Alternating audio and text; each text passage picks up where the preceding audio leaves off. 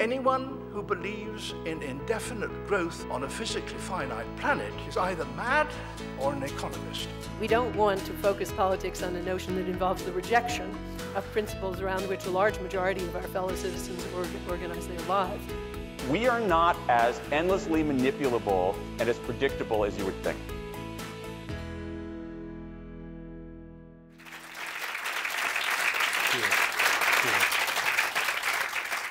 Last summer, Kevin Spacey put on a very interesting production of Richard III at the Old Vic, based on the Arab Spring. And there were many really interesting insights that Spacey drew out in the production of what was happening, now, contemporaneously with the production, and, and what Shakespeare had written. And it was a reminder to me that there is a lot in the current situation that is old. Dictators still spouting their, as Auden put it, elderly rubbish as they collapse, surrounded by courtiers who praise them until the end. But the real question is, what is new? And that question is prompted by the fact that you can find in Tahrir Square, on Syntagma Square, all the characters from Shakespeare. The question is why they're arrayed in the wrong order. Why the fools, as it were, the gravediggers, the football fans in Egypt, the people of no property and no voice, are the ones who sound philosophical in this drama, and that the people in power are the ones who sound like the idiot and can't make any sense and can't act without making mistakes. That's the question that prompts the other question: why is it kicking off everywhere? Why is it happening? There are three reasons, I think.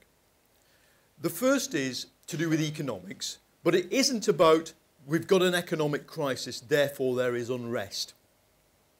I think it is about the collapse of an economic model I call neoliberalism. I have no problems with using the word neoliberalism, since that is the word its proponents have described it with, and it is free market economics, deregulation, globalization. The idea that this would forever go on delivering what it had delivered is gone. And the Lehman Brothers crisis was the first moment, I think, that we began to realize that. The old idea was, you get a job, you knuckle down to the corporate system, you get on the property ladder, you save for your pension, the equities market boosts the value of your assets in the pension situation, meanwhile your asset, your house, increases in value, and by the end of it, your life is better than your parents, and by the end of your life, you are wealthier than when you started. That's a kind of upward curve that I think capitalism had successfully sold because it had delivered it for the best part of 20 years. No, that curve just turns down. For many young people, they will be poorer than their parents. And if you think about it, that hasn't really happened since the 1930s, and I think it is prompting a rethink of values as big as what happened in the 1930s, but it doesn't stop a generation going, yes, my life is doomed, even though many of them aren't doomed. My life is doomed, all the promises are broken, the old model does no longer seem to make intellectual sense, even if I carry on in my job, whether it be for KPMG or for Starbucks. I carry on doing what I did. But the life chances have changed. The fact that Mubarak's Egypt could deliver technically 9% growth, or whatever it was, 6% growth before the crisis, and drag technically a whole bunch of people out of poverty, doesn't actually matter compared to what is on the ground. Highly patriarchal society where, just to be an entrepreneur, this is true in Tunisia of Bouazizi, the man whose self-immolation in December started the whole thing. Just to be an entrepreneur runs you up against the capitalist powers that be. Because when you're up against Ben Ali, when you're up against Mubarak or Gaddafi, you're up against people whose friends are the leaders of major Western democratic countries. If you want to cross the local police in the town where Bouazizi is from, you are choosing a confrontation with an elite that looks horrible locally, but looks respectable globally. That is the problem. So don't think that any of these problems of sudden loss of model, loss of apathy, loss of fear, don't translate. I'm not arguing these revolutions are caused by social media or by the technological revolution that has underpinned social media, which is primarily mobile telecoms. It is also broadband internet and its widespread adoption. And the third thing in the middle, which you could call Web 2.0 if you want, the easy commodifiability of high technology. So that what it cost Amazon to build tens of millions of dollars to build, you can now build for not much. So these three things are a technological revolution you have lived through. No, this has not caused the uprising. But what it's done is to reconfigure the relationship between those in power and those not in power. And it's given those not in power some new tools. And it's given actually businesses who are not in power, in the power hierarchy of business, new tools. Mobile telephony in Kenya was best described to me by a young businesswoman, turned out to also be a democracy activist. She said, this mobile telephony has been about the same as a democratic transition in politics. That's about the equivalent of what it's been. That is, it changes social relations in tribal societies. It changes language. It changes in an urban setting. Slum dwellers who've always fought together in little clans can suddenly text each other to the other slum that they've never been to because it's too frightening to leave one slum and go to another slum where nobody knows you. Text people and say, come and help us. Huge changes already at the extremes of society are obvious as soon as you introduce telephony, social media, text, internet. But think about it, we're only at the beginnings of it. It's something about knowledge as well. I think the social media I have observed in following the Twitter streams of people not only sort of alerts you to what's happening and alerts you much faster than the mainstream media and therefore affects the agenda of the mainstream media. We should take it as axiomatic that the mainstream media is being completely overturned and transformed by the influence from below here. But the other thing that it does is it allows you to have a more formal version of intuition. Because sometimes what you'll see during a sort of riot is people going, I'm down on this corner and this doesn't look very good. Hey guys, I don't think this is what we wanted to do, is it? And then you'll see other, what you might call influential voices, tweeters, join in that conversation. You can imagine they're probably having the same conversation point to point on text. But actually, what then happens, sometimes just in a way that is completely incomprehensible to the poor riot cop behind his plastic visor, thinking, what the hell's going on? Suddenly, it just goes, it moves away, and it dissipates. And sometimes it's causal, sometimes it's not causal. But I actually absolutely think, in the, what we're saying now, highly destructive, and to my reckoning, negative British summer riots that we had, generally criminal, a bit of protest, a lot of criminality, actually, they had borrowed quite a bit of that methodology in the sense that I think those crowds of rioters moved in a way the cops had never seen rioters move before. And the weird thing is, and this is true of both positive and negative things, they will never move like that again. Because by the time you've codified it, and even if you could map everybody, it's moved again. Now, this brings me to my final point. Anybody remember Karl Rove? Karl Rove, a Bush advisor, famously said, referred to us, the rest of us, as the reality-based community. He said, look, we make history. We, the rulers of the world, make history. And we make reality. You study it. As you're studying it, assiduously as you will, we remake it again. And you study it again, but basically we can do what we want. And you are destined to be in the reality-based community, whereas our reality is created by us. I think all that's happened is that combination of media and the loss of a model has switched the relationship so that the masses of people are better able at present to create reality than are the old elites to control it. I think there is a parallel change in human behavior and consciousness going on. No mystery. If you get a big change in model of capitalism and a big change in technology, sometimes this happens. What was observed in the early internet generation, in the 90s, let's say, the sociologists of internet geeks, those who studied gamers or stalkers or online hackers, studied kinds of conceptions of the self that I think we are beginning to see rolled out to a lot more people. I wanted to ask you a question which is almost impossible to answer, which is where this goes effectively. Right now, are we in a period of temporary pause, or can you discern where this is going? Is it, I mean, in the West, is it just to do with the simple arrival of cold weather? What kind of summer are we going to have? And then that leads on to a question about what happens if there is this change of consciousness, right, and where it goes politically. So, I mean, first question, do you feel the same now in February 2012 as you did in, what, August, September last year when you finished the book? The answer to that is no, and I do think that we are, in the book I draw a parallel between 1848 and now.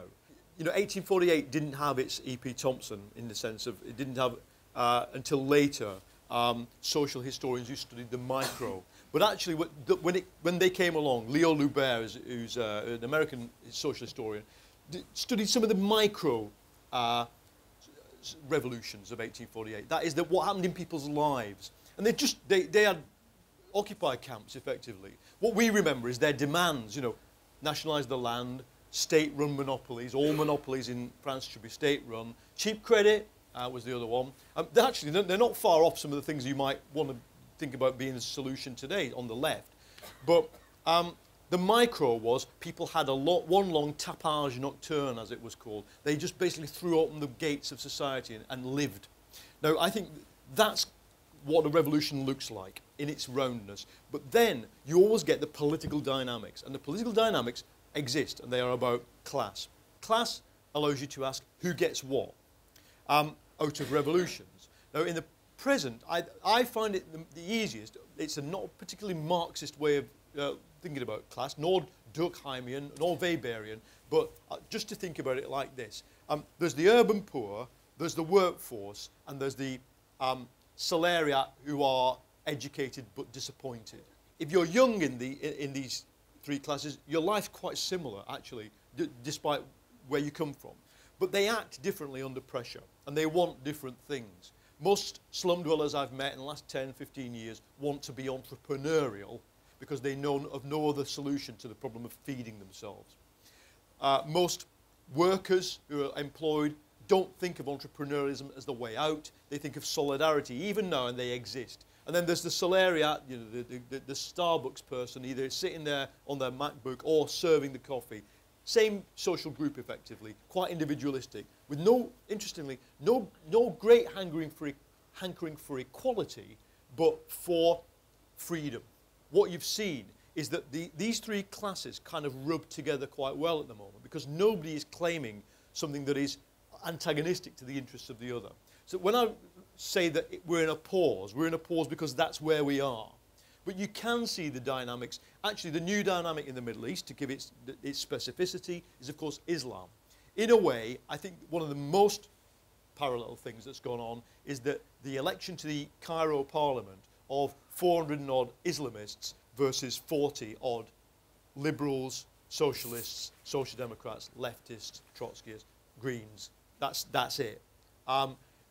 If you studied what happened in the French Assembly after 1848, it's not unsimilar. One would expect what then to be a clash at some point. It hasn't happened yet. When the clash occurs, what happened in France, you get a Bonaparte figure standing above, trying to maintain order in the troubled world. That's probably one trajectory for Egypt. If we think about movements in the past, you know, the Chartists made the noise that they did, and in fits and starts, eventually, because of the fact that they were organised along a reasonably orthodox line, some measure of democratic change was delivered. The same applies to the workers' movement. It took a hell of a long time, but by 1945, or arguably the Liberal government earlier in the 20th century, a good measure of what it wanted was delivered, because it had leadership figures, it had a programme, and so on. So it could insert itself into the body politic and over time start to deliver. The problem, arguably, with what you sketch out is that it's horizontalist. Because of the way it expresses itself technologically, it has an innate dislike of leadership. It doesn't like being programmatic. I mean, if you sit around a campfire with Occupy people, which we both have done, and you say, what do you want? You sort of hear it in dribs and drabs, but at the same time, it seems almost a misplaced question, right? Now, the question then is, how does politics deliver when it's incredibly uncertain and unclear what any of these people want? Do you just get an endless standoff and turbulence whereby there are demos, you know, and sit-ins and so on, but because they really won't commune in an orthodox political way, this is what Tariq Ali thinks, bless him, it doesn't go anywhere. Right, okay. I mean, I can understand the frustration of an existing political left, an existing centre that would like to be paternalistic and deliver to such people that are on the streets and doing this stuff. The Chartists were social republicans. Their form of activity mirrored the capitalism of the time and carved out within the capitalism of the time a space to live. They thought, many of them, some of them were millenarian socialists as well, that what they were doing was overthrowing it. But actually what they were doing was creating islands of civilization within it. The workers' movement, both in its reformist and revolutionary guises, I mean, was what? A hierarchical, heavily organized, male, manual, at times in Germany slightly militaristic, movement aimed at gaining power, either through the ballot box mainly or sometimes through resistance. Okay? What was capitalism at the time? Highly hierarchical, militaristic, based on the state, state power being the crucial lever in all decision-making, as we know around World War I. Yeah. Right, here's the heretical thought.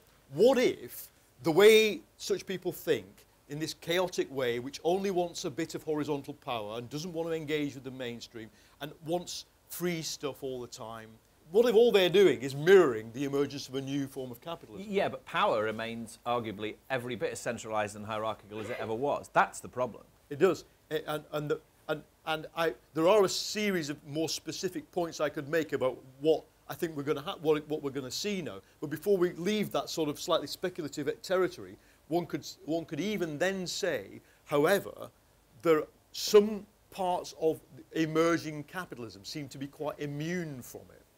What do I mean by that? Open source. Open source is a very interesting phenomenon. Management-free hierarchies. Open source. Paul Romer, the economist, wrote this famous paper saying, look, you know, there are some goods whose actual market price should be zero because they're intellectual goods and it's impossible to capture them. I think we've got our heads around what the possibilities of that might be. But all right, coming back to the flesh world, as we call it, of now, what does this mean? It means, I think, actually, whether I'm right or wrong in that thought that they might be prefiguring something, the fact is that this generation is going to probably, of protesters in Europe and America, is going to be faced with a series of hierarchical choices. So the first thing that's going to happen is they're going to get their MacBooks and with the old Obama stickers on from 2000 and whatever it was, 2008, you know, sort of metaphorically flaked away as their illusions in Obama flaked away. And then they're going to get a new Obama sticker, and they stick it on the front, and then they're going to sit there, and with less illusions, they're going to campaign for Obama again. And when they do, old Howard Dean's going to be sitting there in Obama HQ saying, right, you know, here's the plan. You know, here's the hierarchy. Here's what Howard Dean, say is we're going to do today. Now, I think such people are capable of living multiple intellectual lives, but yes, they are going to have to be co-opted, relate to power, relate to a re-emergent Labour Party if that ever takes place.